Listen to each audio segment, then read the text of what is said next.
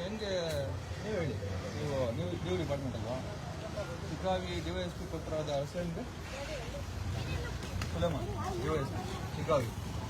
ಈಗ ಅವ್ರಿಗೆ ಕೊಟ್ಟಿರೋ ಗಾಡಿನ ಅವ್ರ ಮನೆ ಮಕ್ಕಳು ಕೊಟ್ಟಬಹುದು, ಕುಟುಂಬದವ್ರಿಗೆ ಎಲ್ಲ ಕರ್ಕೊಂಡು ಹೋಗೋದಕ್ಕೆ ಬಳಸ್ಬೋದು. ಹಾಂ, ಯಾವ ಬಸ್ ಸ್ಟ್ಯಾಂಡ್ಗೆ ಆಗಲಿ ನೀವು ಕೆಲಸ ಮಾಡೋದು ಬಿಟ್ಟು ಪಾಪ ಬೆಳಿಗ್ಗೆನೆ ಬಂದು ಕಾಯ್ಕೊಂಡು ಬಿದ್ದಿದ್ದೀರಾ.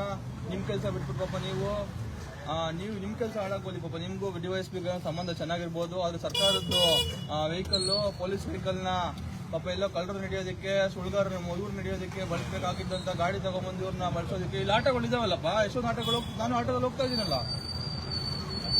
ನಂಗೂ ಬಿಡು, ನಂಗೂ ಗಾಡಿ ತಗೊಂಡು ನಂಗೂ ಬಿಡು, ನಂಗೆ ಬಿಡಬೇಕು. ನಾನೀಗ ಗಾಡಿ ಬಿಡ್ಬೇಕು, ನನಗೂ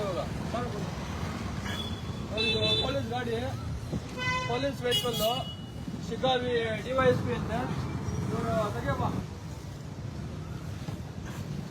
ನಂದು ಕರ್ಕೊಂಡೋಗಿ, ನನ್ನ ಕರ್ಕೊಂಡೋಗಿ. ನೀವು ಇದೇನು ಸರ್ಕಾರಿ ವೆಹಿಕಲ್ ಅಥವಾ ಇದು ಜನರು ಹೊಡೆಯೋದ ಕ್ರೂಸರ? ಪೊಲೀಸ್ ಗಾಡಿಗೆ ಏನೊಂದು ಮರ್ಯಾದೆ ಇಲ್ವಾ? ನಾನು ನಿಮ್ಗೆ ಹೇಳ್ತಾ ಇಲ್ಲ, ನಾನು ಇದು ನೀವು ತಪ್ಪಿಳ್ಕೋಬಾರ್ದು. ಪೊಲೀಸ್ ಗಾಡಿ ಏನು ಕ್ರೂಸರ ಇದು, ಅಥವಾ ಪೊಲೀಸ್ ಗಾಡಿಗೊಂದು ಮರ್ಯಾದೆ ಇದೆಯಾ? ಪೊಲೀಸ್ ಅಂದ್ಬಿಟ್ರೆ ಮುಗ್ದೋಯ್ತು, ಅವ್ರು ಮಾಡಿದ್ದಾರೆ, ಇಷ್ಟ ಬಂದಂಗೆ ಮಾಡ್ಕೋಬಹುದು, ಏನ್ ಹೆಂಗ್ ಬೇಕಾಗಿರ್ಬೋದು ಅಂತ ಅನ್ಕೋಬಿಟ್ಟಿದಾರ. ನಿಮ್ಮ ಡಿವೈಎಸ್ಪಿ ಫೋನ್ ಮಾಡ್ರಿ, ಫೋನ್ ಮಾಡಿ, ನಿಮ್ಮ ಡಿವೈಎಸ್ಪಿ ಫೋನ್ ಮಾಡಿ. ನೋಡಿ, ಇದು ಸರ್ಕಾರಿ ವಾಹನ, ಡಿವೈಎಸ್ಪಿ ದಂತೆ.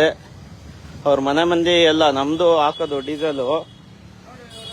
ಲಗೇಜ್ ಎಲ್ಲ ತುಂಬಿಕೊಂಡು ಇಲ್ಲಿ ಇವ್ರದ್ದು ಡಿವೈಎಸ್ಪಿ ಕೆಲಸ ಇವ್ರು ಹಿಂಗ್ ಮಾಡೋದು. ಜನರನ್ನ, ಡಿವೈಎಸ್ಪಿ ಅವರ ಮನೆಯವರನ್ನ, ಕುಟುಂಬದವ್ರನ್ನ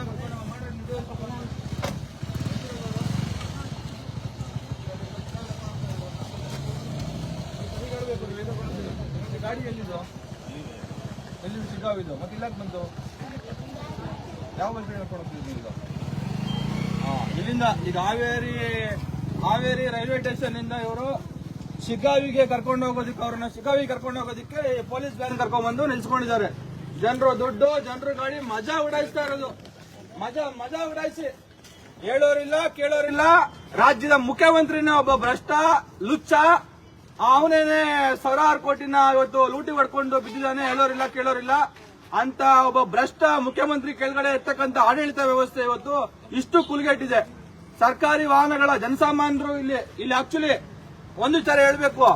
ಹಾವೇರಿ ರೈಲ್ ಇಳ್ಕೊಂಡು ಬಂದಂತವ್ರು, ನೀನ್ ಎಷ್ಟೇ ದೊಡ್ಡ ಮನುಷ್ಯ ಆಗಿರೋ, ಎಷ್ಟೇ ಶ್ರೀಮಂತ ಆಗಿರೋ ಅಂತ ದುಡ್ಡಿರ್ಲಿ, ಏನೇ ಇರ್ಲಿ, ಇಲ್ಲಿರುವಂತ ಆಟೋಗಳಲ್ಲಿ ಕುರಿಗಳ ತರ, ಅಕ್ಷರಶಃ ಕುರಿಗಳ ತರ ಆಟೋದಲ್ಲಿ ತುಂಬ್ಕೊಂಡು ಹೋಗಿ ನಮ್ಮನ್ನ ಬಸ್ ಸ್ಟ್ಯಾಂಡ್ ಬಿಡ್ತಾರೆ. ಇಲ್ಲಿ ಯಾವುದೇ ತರಹದ ಒಂದು ವ್ಯವಸ್ಥೆ ಇಲ್ಲ. ಕುರಿಗಳ ತರಕ್ಕೆ ಹೋಗ್ಬೇಕಿಲ್ಲಿ.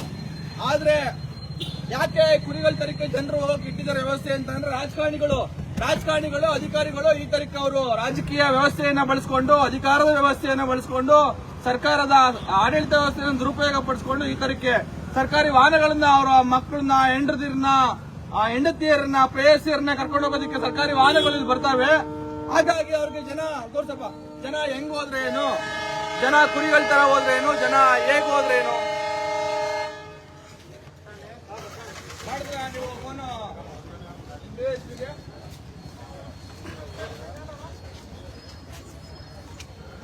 ನೋಡಿ. ಇದು ಶಿಕಾವಿ ಡಿವೈಎಸ್ಪಿ ಅಂತ ಇವರು. ಶಿಕಾವಿ ಡಿವೈಎಸ್ಪಿ ಹಾವೇರಿನಲ್ಲಿ ಅವರ ಫ್ಯಾಮಿಲಿ ಕರ್ಕೊಂಡು ಹೋಗಿ ಬಂದಿದೆ. ಅದಕ್ಕೆ ನಾನು ಹೇಳಿದೆ, ಇನ್ ಶಿಕಾವಿ ಅವರ ಡಿವೈಎಸ್ಪಿ ಹೆಂಡತಿ ಮಕ್ಕಳನ್ನ ಕರ್ಕೊಂಡು ಹೋಗೋದು, ನನ್ನ ಕರ್ಕೊಂಡು ಹೋಗೋದು. ನಾನು ಹಾವೇರಿಗೆ ಶಿಕಾವಿಗೆ ಹೋಗ್ಬೇಕು, ನಾನು ಕರ್ಕೊಂಡು ಹೋಗು ಅಂತ ಹೇಳಿ ಡ್ರೈವರ್ನ ಕೇಳ್ತಾ ಇದ್ದೀನಿ. ಇಲ್ಲ, ಅವ್ರನ್ನ ಇಳಿಸ್ಬಿಡ್ತೀನಿ ಅಂತ ಹೇಳಿ ಅವ್ರನ್ನ ಇಳಿಸಿದ್ದಾರೆ. ಈಗ ಅವ್ರ ಡಿವೈಎಸ್ಪಿ ಹತ್ರ ಮಾತಾಡೋಣ. ಯಾವ ಲೆಕ್ಕಾಚಾರದಲ್ಲಿ ಅಥವಾ ಯಾವ ಬಾಬತ್ತಲ್ಲಿ ಅವರು ಈ ತರಕ್ಕೆ ಅವರ ಸ್ವಂತಕ್ಕೆ ಅವರ ಗಾಡಿನ ಬಳಸ್ಕೊತಾ ಇದ್ರು ಅಂತ ಹೇಳಿ ಕೇಳೋಣ. ಅವ್ರ ಸರಿ ಡಿವೈಎಸ್ಪಿಗೆ ಮಾಡಬೇಕು.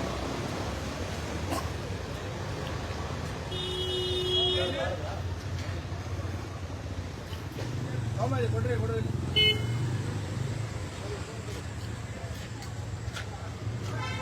ಹಲೋ ಸರ್, ನಮಸ್ಕಾರ. ಈಗ ಯಾರ್ದು ಗಾಡಿ, ಸರ್ಕಾರಿ ವೆಹಿಕಲ್ ನ ನೀವು ಫ್ಯಾಮಿಲಿಗೆ ಕರ್ಕೊಂಡು ಹೋಗೋದಕ್ಕೆ ಕಳ್ಸಿದ್ರಲ್ಲ, ಸರಿನಾ ಇದು?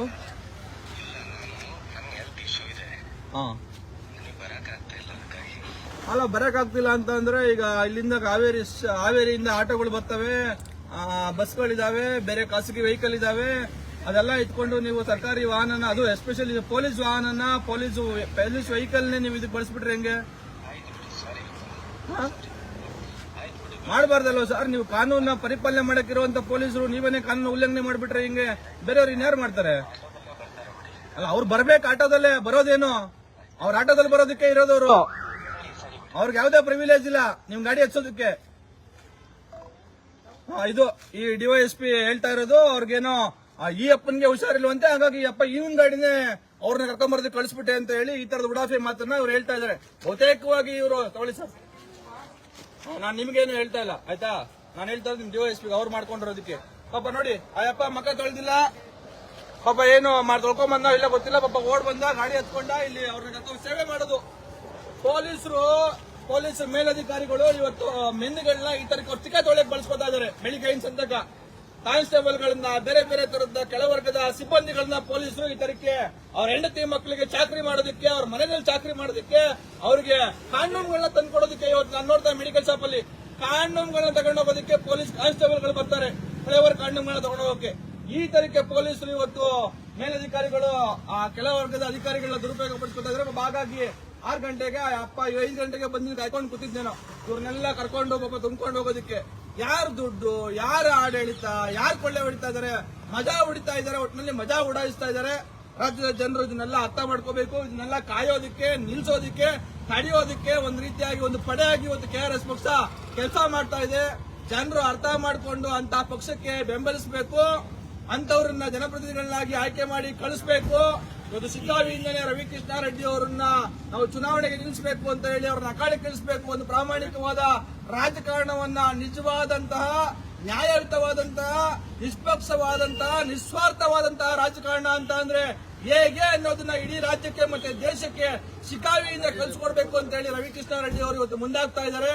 ಆ ಕೆಲಸಕ್ಕಾಗಿ ನಾವು ಇವತ್ತು ಶಿಗ್ಗಾವಿಗೆ ಹೋಗೋದಕ್ಕೆ ಅಂತ ಬಂದ್ವಿ. ಆ ಸಂದರ್ಭದಲ್ಲಿ ಇವರು ಪೊಲೀಸರು ಪಾಪ ಪೊಲೀಸವ್ರನ್ನ ಮನೆಯವ್ರನ್ನ ಕರ್ಕೊಂಡು ಹೋಗೋದಕ್ಕೆ ಆ ಗಾಡಿ ತಗೊಂಡ್ಬಂದ ಕಾರಣಕ್ಕೆ ನಾವು ಹುಡಿಕೊಂಡು ಪೊಲೀಸ್ ಹತ್ರ ಹೋಗ್ತಾ ಇಲ್ಲ. ಆದ್ರೆ ಪೊಲೀಸ್ಗೆ ಕೆಲವೊಂದು ಪೊಲೀಸ್ ಆಗ್ಲಿ, ಅವ್ನ ಯಾವನೇ ಆಗ್ಲಿ, ಸರ್ಕಾರದ ದುಡ್ಡು, ನಮ್ಮ ದುಡ್ಡನ್ನ ದುರ್ಬಳಕೆ ಮಾಡ್ಕೊತಾ ಇರ್ತಕ್ಕಂತ ಪೊಲೀಸ್ ಆಗ್ಲಿ, ಇನ್ನೊಬ್ಬ ಆಗ್ಲಿ, ನಮ್ಮ ಕಣ್ಣಿಗೆ ಕಂಡ್ರೆ ನಾವು ಅದನ್ನ ತಡಿತೀವಿ. ಅವ್ನ ಎಂತದ್ದೇ ದೊಡ್ಡ ಮನುಷ್ಯ ಅಂತ ಹೇಳಿ ನಾವು ಕೇರ್ ಮಾಡೋದಿಲ್ಲ. ಹಾಗಾಗಿ ಇವ್ರನ್ನ ಕೇಳಿದಿಕ್ಕೆ ಈಗ ಪೊಲೀಸು ಶಿಗ್ಗಾವಿಯ ಡಿವೈಎಸ್ಪಿ ಏನಪ್ಪ ಹೆಸರು ಒಂದು ಅವರೆಲ್ಲದ್ರು ಸುಲೇಮಾನ್ ಏನ್ ಕೇಳಿ ಹೆಸರು ಕೇಳಿ, ಶಿಗ್ಗಾವಿ ಒಂದು ಡಿವೈಎಸ್ಪಿ, ಆ ಶಿಗ್ಗಾವಿ ಡಿವೈಎಸ್ಪಿ